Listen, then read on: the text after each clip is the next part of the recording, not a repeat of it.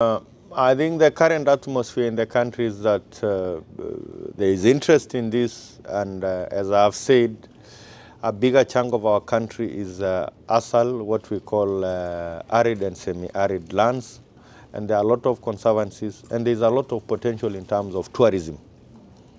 As you know, Kenya is a leading tourist destination, mainly because of its rich wildlife.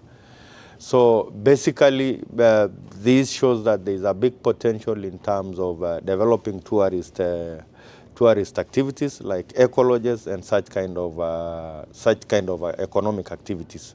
So we are going to encourage conservancies to develop or to improve on these particular kind of economic tourist activities, just to make sure that they tap into this and they attract their private investments.